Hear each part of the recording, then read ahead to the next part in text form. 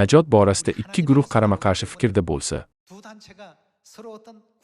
bu faqat muqaddas kitob orqali hal etilishi lozim, zero najot Xudodandir. Havoriylar 4-bob 11-oyatni o'qiymiz. Axir, Iso to'g'risida muqaddas bitiklarda shunday yozilgan: ey binokorlar, siz rad etgan tosh binoning tamal toshi bo'ldi. Najot boshqa hech kimdan kelmaydi. Uning nomi butun olamda najot beradigan yagona nomdir. Muqaddas kitob anglatadiki, Xudo najotkorimiz bo'lgani uchun, uning kalomi najotimizning mutlaq mezoni bo'lishi kerak.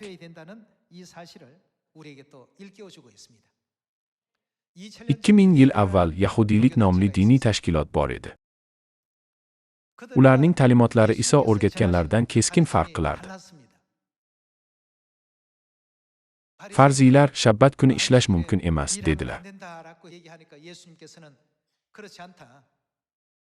Iso esa bu noto'g'ri. Agar qo'y shabbat kuni chuqurga tushib o'layotgan bo'lsa, shabbat bo'lgani uchunoq uni chiqarib olmaysizmi, deb bu to'g'ri ish ekanligini o'rgatdi. Shunday ishlar tufayli o'sha davr diniy rahbarlari uni bidatchi deb hisoblashgan. Bu Iso o'rgatgan barcha ta'limotlar noto'g'ri deganimi?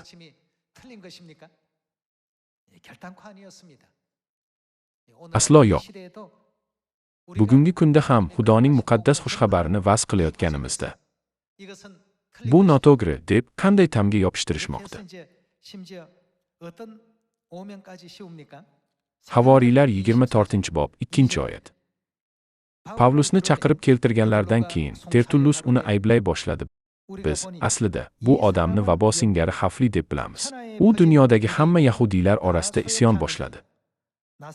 U nima, nasroniylar mazhabining rahnamosidir. Ibtidoiy cherkovning Isoga bo'lgan e'tiqodi ularnikidan farq qilgani uchun ibtidoiy cherkov sekta deb atalgan.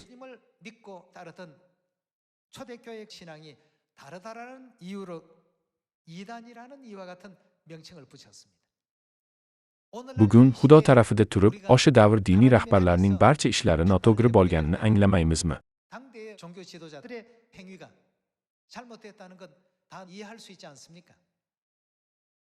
Ularning otaning davridan qolgan e'tiqodlari Ogilning davridagi yangi ahdga o'zgarish kerak. Bu o'zgarish najotkorimiz Iso Masihning kelishi orqali yuz berdi.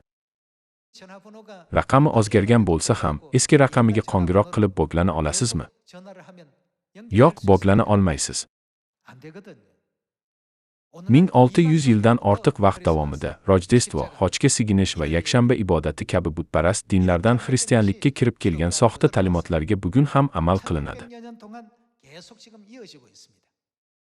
Biroq Masih Ansanxon bu yer yuziga ikkinchi bor kelib, biz uchun asl haqiqatni tikladi.